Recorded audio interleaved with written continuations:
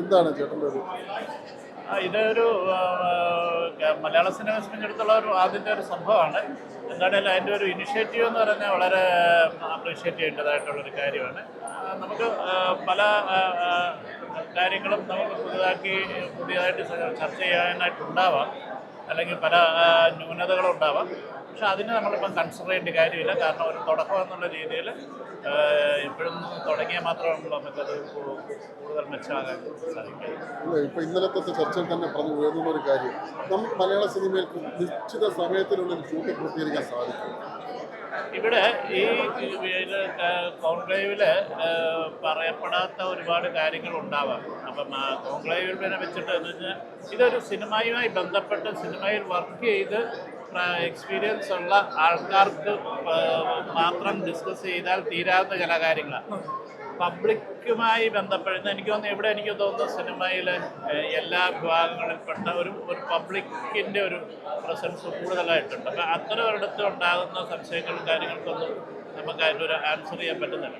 കാരണം സിനിമയെ സംബന്ധിച്ചിടത്തോളം ഇതൊരു ഇൻഡസ്ട്രി എന്നുള്ള രീതിയിൽ ഒരു 2-3 ഘട്ടങ്ങളായിട്ട് വേണമെങ്കിൽ പറയാം. ഇതിൻ്റെ അകത്ത് തൊഴിലെന്നുള്ള രീതിയിൽ ഇതിനെ കാണുന്ന, ആർക്കും ചെയ്യാവുന്ന തൊഴിൽ ചെയ്യുന്ന ആൾക്കാരെന്ന് പറയുന്ന, അല്ലെന്നുണ്ടെങ്കിൽ സപ്പോർട്ടിങ് ആർട്ടിസ്റ്റുകളെന്ന് പറയുന്ന ഒരു വിഭാഗത്താണ്.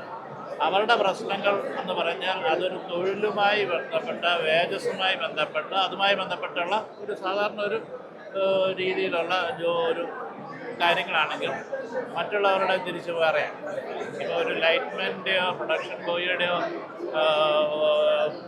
പ്രശ്നങ്ങളായിരിക്കണമെന്നില്ല ഈ മറ്റേ ആൾക്കാർ. അപ്പം ഇതിനെ ഇങ്ങനെ വേർതിരിച്ച് ഇതുമായി ബന്ധപ്പെട്ട് ഇനിയും എനിക്ക് തോന്നുന്നു ഇതിൻ്റെയൊക്കെ വെളിച്ചത്തിൽ കൂടുതൽ ചർച്ചകൾ ഇനിയും ഉണ്ടാകുമായിരിക്കാം. അപ്പോഴായിരിക്കാം ഇത് കൂടുതൽ പ്രയോജനകരമാകും.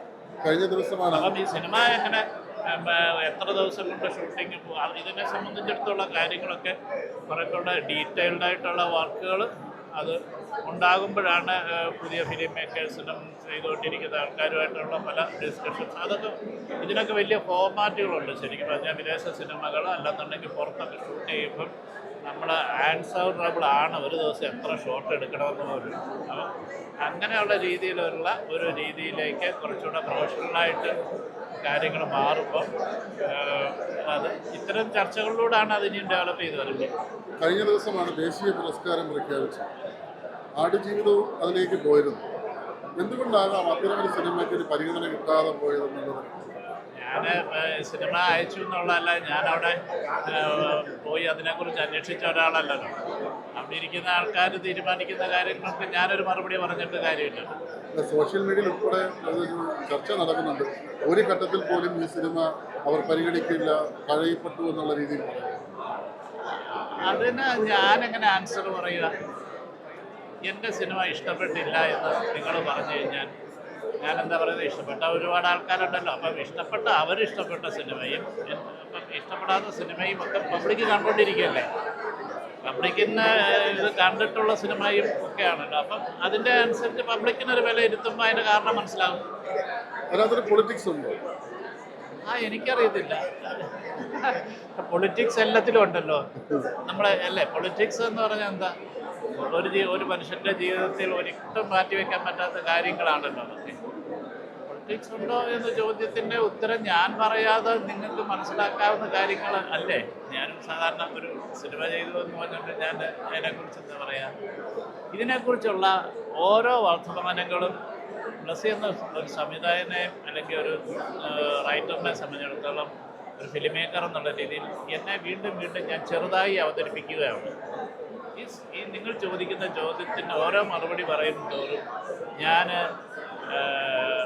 പബ്ലിക്കിനുണ്ടെങ്കിൽ ഞാൻ ചെറുതാകുന്നതായിട്ട് എനിക്ക് തോന്നുന്നു. അപ്പം ഒരു അവാർഡിനൊരു സിനിമ അയച്ചു എന്നുള്ളതിൻ്റെ പേരിൽ വീണ്ടും അപമാനിതനാകാനായിട്ടുള്ള ഈ ചോദ്യങ്ങളിലൂടെ എന്നെ ഇടയാക്കരുത് എന്നുള്ളൊരു റിക്വസ്റ്റ് മാത്രമേ ഉള്ളൂ. സ്വാഭാവികമായിട്ടും ഇത്ര എളിമകൾ തന്നെയാണ് നമ്മുടെ മുന്നോട്ടുള്ള പ്രയാണവും എന്ന് ഞാൻ ഉദ്ദേശിക്കുന്നു. ഇപ്പോൾ ഈ കോൺക്ലേവ് നടക്കുന്ന ഈ ഒരു വേളയിൽ ഇന്ന് സമാപിക്കാൻ പോവുകയാണ് ഈ കോൺക്ലേവ്. ഈ ഒരു കോൺക്ലേവിൽ ഇപ്പോൾ ഉയർന്നു വന്ന പരാതികൾക്കൊക്കെ പൂർണ്ണമായ ഒരു പരിഹാരം നമുക്കിതിൽ നിന്നും പ്രതീക്ഷിക്കുന്നു. അല്ല, പൂർണ്ണമായ എല്ലാ പരാതികൾക്കും പരിഹാരം ഉണ്ടാകണമല്ലോ. ഒരു ഗവൺമെൻറ്റിനെ അല്ലെങ്കിൽ ഒരു KSRTC ആണ് ഇത് ചുമതല ഏറ്റെടുത്തിരിക്കുന്നത്. അതിൻ്റെ ബഡ്ജറ്റ്, അതിൻ്റെ മറ്റു കാര്യങ്ങൾ വെച്ചിട്ട് പൂർണ്ണമായ ഒരു പരിഹാരത്തിലേക്ക് എത്താൻ സാധിച്ചാൽ നല്ലത്. പക്ഷേ എല്ലാ പരാതികളും നമുക്ക് അതിൻ്റെ മെറിറ്റ്സ് നോക്കിയതിന് ശേഷമാണല്ലോ, അല്ല എല്ലാ പരാതിക്കും നമ്മൾ പരിഹാരം കാണാം. അപ്പോൾ ഒരാളുടെ പരാതി ഒരാൾക്ക് വേറെ ഗുണകരമായി കൊണ്ടിരിക്കുന്നതാണെങ്കിൽ നമുക്കത് ചെയ്യാൻ പറ്റത്തില്ല. അപ്പോൾ അത് സർക്കാർ തീരുമാനങ്ങളാണ്. ഈ ഒരു കോൺക്ലേവിൽ പ്രധാനമായിട്ട് മുന്നോട്ട് വയ്ക്കുന്ന പ്രധാന കാര്യം എന്തായിരുന്നു?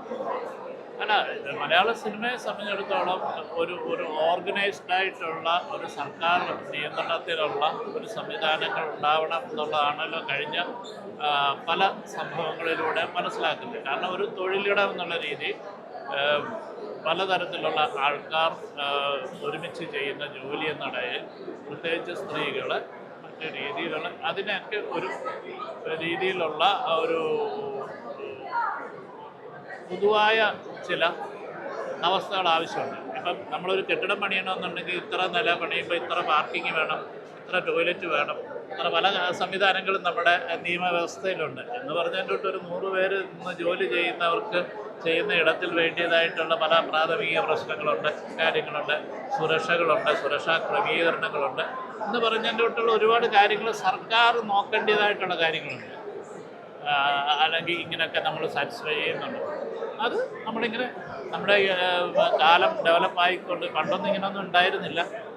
ഇപ്പോൾ അത് മാറിക്കൊണ്ടിരിക്കുന്ന സാഹചര്യത്തിൽ ഇത്തരം കാര്യങ്ങളിലുള്ള ചർച്ചകളിലൂടെ അത് പുരോഗമിക്കട്ടെ. ഇത്തരം സർക്കാരിൻ്റെ ഒരു കമ്മിറ്റി ഇതിനു വേണ്ടി രൂപീകരിച്ച് സിനിമ ഇത്തരം രീതിയിൽ വേണമെന്നാണ് താങ്കൾ അഭിപ്രായം? അല്ല, ഇതിനെക്കുറിച്ച് സീരിയസ് ആയിട്ടുള്ള ഗവൺമെൻറ് അതിന് കമ്മിറ്റിക്ക് ബോഡികളുണ്ട്, അവർ തീരുമാനിക്കുമായിരിക്കും. Thank you.